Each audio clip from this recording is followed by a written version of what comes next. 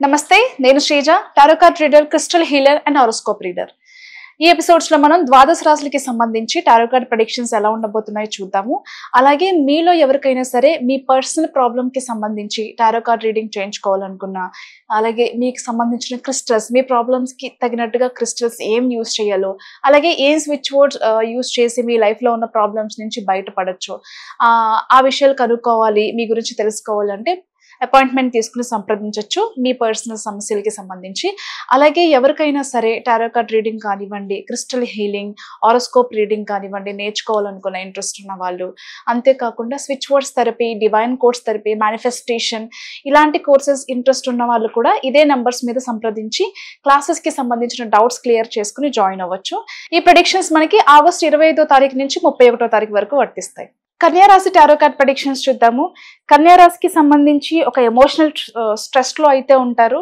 Maybe మీరు ప్రేమించిన వ్యక్తి కావచ్చు, లేకపోతే మీరు మీ దాంపత్య జీవితంలో కావచ్చు, మీ రిలేషన్షిప్ లో కావచ్చు, ట్రాన్స్పరెన్సీ అనేది లేదు, ఏదో విషయాలు వీళ్ళు దాస్తున్నారు అని చెప్పే విషయాన్ని తెలుసుకోగలుగుతారు.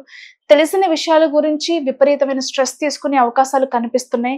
వాళ్ళ దగ్గర నుంచి దూరంగా వెళ్ళిపోవాలి, ఇంక ఈ రిలేషన్షిప్ లో ఉండకూడదు, ఈ రిలేషన్షిప్ నుంచి, అలాగే ఇంటి నుంచి, ఈ ప్రదేశం నుంచి, అవసరమైతే ఈ స్టేట్ కంట్రీనో ఖచ్చితంగా వీళ్ళకి దూరంగా వెళ్ళిపోవాలని చెప్పేసి చాలా స్ట్రాంగ్ గా డెసిషన్స్ తీసుకునే అవకాశం కనిపిస్తుంది. నిద్రపోకపోవడం కానివ్వండి, సరిగా టైంకి ఫుడ్ తీసుకోకపోవడం, హార్మోనల్ ఇన్బ్యాలెన్స్ రావడం, ఇవన్నీ కూడా ఈ స్ట్రెస్ వల్లే వస్తున్నాయి అనేది దయచేసి గమనించండి. దాన్ని ఓవర్కమ్ చేసుకుని బయటికి ఎలా రావాలో దయచేసి ఆలోచించండి. ఈ స్ట్రెస్ ని మీ ప్రొఫెషనల్ లైఫ్ మీద పడే అవకాశం ఉంది కాబట్టి అలా పడకుండా చూసుకునే బాధ్యత కూడా మీకే ఉంది. దయచేసి అర్థం చేసుకోండి.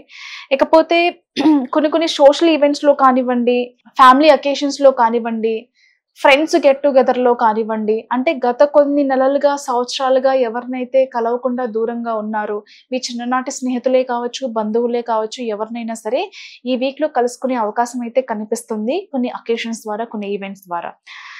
మరీ ముఖ్యంగా విడిపోయిన భార్యాభర్తలే కావచ్చు, స్నేహితులే కావచ్చు, ఫ్రెండ్సే కావచ్చు, లవర్సే కావచ్చు, మళ్ళీ ప్యాచప్ అయ్యే అవకాశాలు ఈ వీక్ లో ఎంతైనా కనిపిస్తున్నాయి. సింగిల్ గా ఉండే వాళ్ళకి ఈ వీక్ లో లవ్ ప్రపోజల్స్ ఉండే అవకాశం కూడా ఉంది. కాబట్టి ఏదైనా సరే చాలా జాగ్రత్తగా ఆలోచించి డెసిషన్ తీసుకోండి. అంతేకాకుండా బిజినెస్ లో మంచి లాభాలు చూస్తారు. బిజినెస్ లో మంచి మనీ ఫ్లో కానివ్వండి, క్లయింట్ ఫ్లో కానివ్వండి చాలా అనుకూలంగా అనిపిస్తుంది. ఎప్పటి నుంచో ఇలాంటి ఫ్లో కదా మనకి కావాలి అని చెప్పేసి ఒక సాటిస్ఫాక్షన్ ఇచ్చే వీక్ అని చెప్పచ్చు.